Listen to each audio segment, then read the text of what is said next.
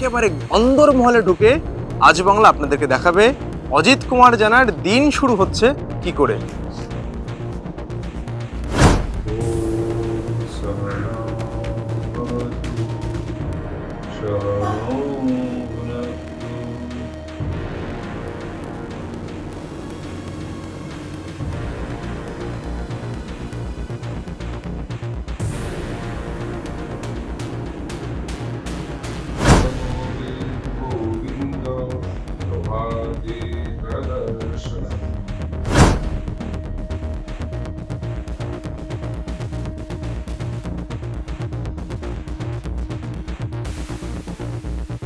সকালবেলা ব্রেকফাস্টের টেবিল, এখানেও কি রাজনীতি নাকি গল্প আড্ডা হয়? এখানে কোনো রাজনীতি নেই। এখানে রাজনীতি নেই। রাজনীতি ঘরের বাইরে।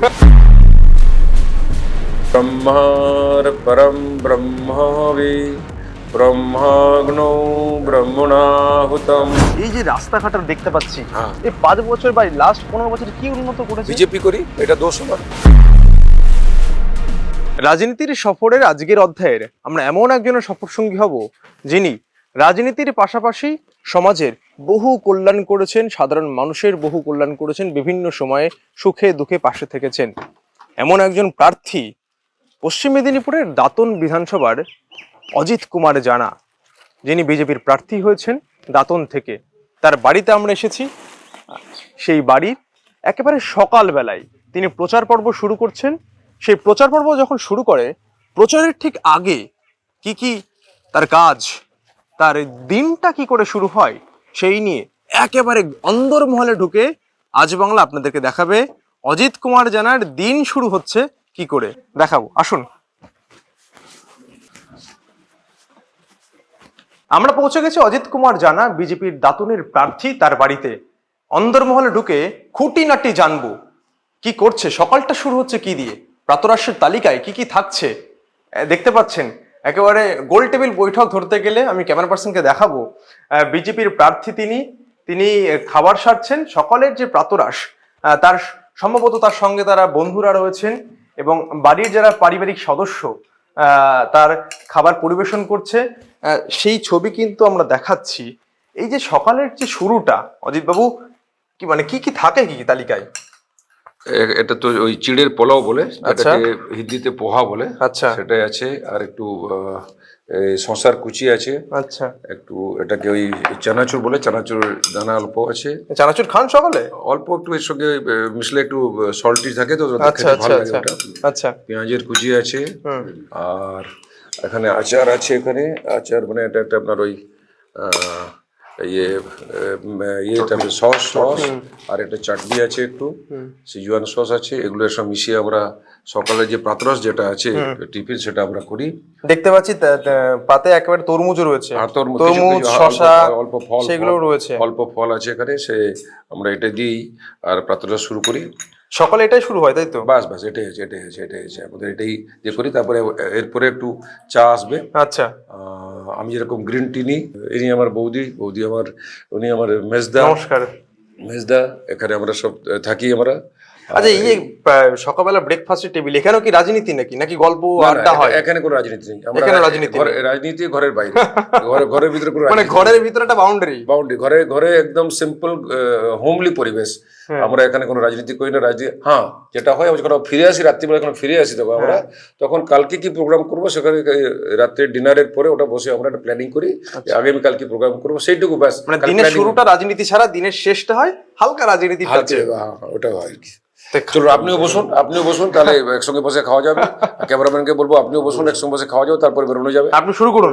ঠিক আছে, আমরা একটু খাওয়ার আগে ভোজন মন্ত্র করবো। ব্রহ্মার পরম ব্রহ্মবে ব্রহ্মাগ্নো ব্রহ্মণাহুতম ব্রহ্মৈবতে ন গন্তব্যম ব্রহ্মকর্ম সমাধিনা। ওম সহনা ভবতু সহনৌ ভুনক্তু সহ বীর্যং করবাবহৈ তেজস্বিনাবধীতমস্তু মা বিদ্বিষাবহৈ। ওম শান্তি শান্তি শান্তি। একেবারে ভোজন মন্ত্র শুরু করে তারপরে ভোজন শুরু, সকালের প্রাতরাশ শুরু, ভগবানকে অর্পণ করে ওনার প্রসাদ খাচ্ছি আমরা। দিনের প্রচার পর্ব শুরু হচ্ছে, ব্রেকফাস্ট হলো, পুজো অর্চনা, যোগ ব্যায়াম সবকিছু হলো, এবার রাজনীতি তাহলে প্রচারে বেরোতে হবে। হ্যাঁ তাই প্রচারে না বেরোলে তো লোক চিনবে না, তো প্রার্থীকে চিনবে না, তো সেই জন্য সব জায়গাতে আমি 16 তারিখে প্রার্থী পদ ঘোষণা হওয়ার পর থেকেই লাগাতার আমি প্রচারে বেরিয়েছি।